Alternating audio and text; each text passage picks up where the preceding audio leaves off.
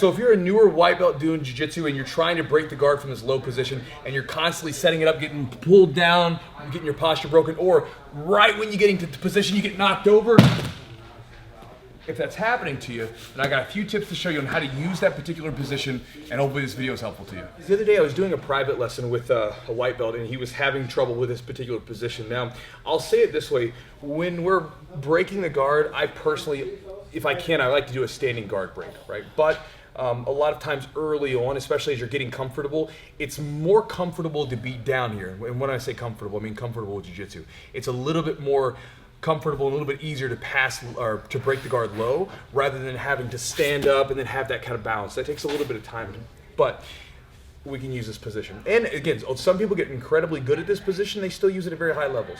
So let's take a look at some of the things that are going on. First things first, the belly button or the belt rule. When you're in this position, one of the problems that happens with a lot of people is when they're setting their position up, they lean forward and they lean over top of this person's belt line or the belly button. And what happens is when we do this, we're now off balance. Boom, right there. You can think of it this way.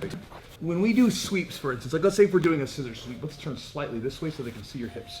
If we're doing a scissor sweep, for instance, when we turn here to the side, if I try to kick the legs now, nothing's going to happen because Adam's center of gravity, his hips are nice and low and they're not loaded on me. So a lot of times we begin the scissor sweep by pulling this person off balance, right? Notice how he's leaning forward.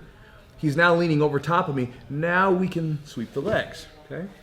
So this is gonna be the same thing. If you look at it from that position,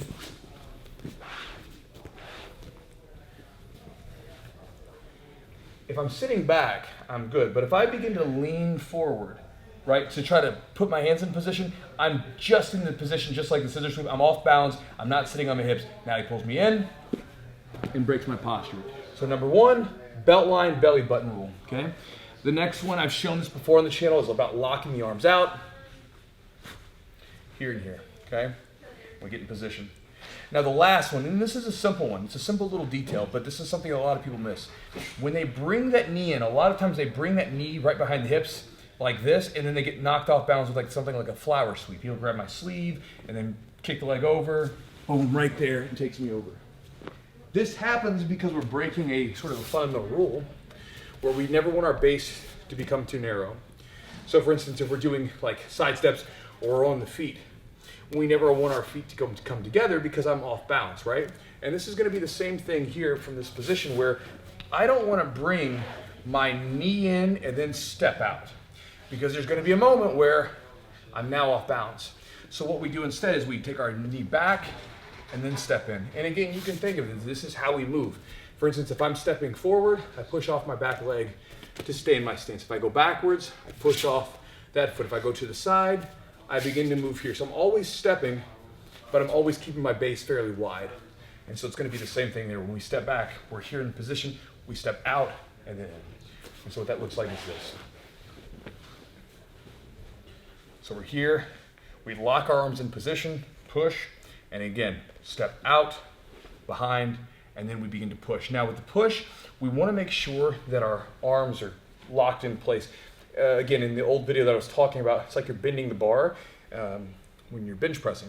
You want to push and you want to lock the person in because what we're doing is we're making sure that Adam's body is flat. Because if I step out here, now his body's flat, I can begin to push and create space between the legs. If I don't adequately push him down, as I begin to step, he'll ride right up on top of me, and then we're in this position. So again, we've got our grips. We're sitting back away from his belt, his belly line, pushing down. If he tries to break posture right now, it's gonna be super difficult too. My arms are locked out, pushing into him. And then from there, when we're ready to go, we step out, in, and then we can begin to break the guard. And obviously, you can use your elbows, your hands, a number of different things. But those tend to be the most common issues with using that guard break. And again, I still prefer a standing guard break in most cases when you're up against a good guard player. But if you're newer in jiu-jitsu, that lower guard break, that staggered hand grip guard break is probably going to be a nice one to start off with. And again, just make sure that you keep those tips in mind. The biggest one for me that I see is that leaning forward. If you don't do that one, you'll probably be more successful with the position. And again, being mindful of your base and everything else. So hopefully that's helpful to you guys. It's just something I noticed in the private lesson I was doing the other day, and I noticed with a lot of white belts that are new to jiu-jitsu, and so hopefully this will be useful to some of you guys that are coming into jiu-jitsu in the future. I'm finished. Adam?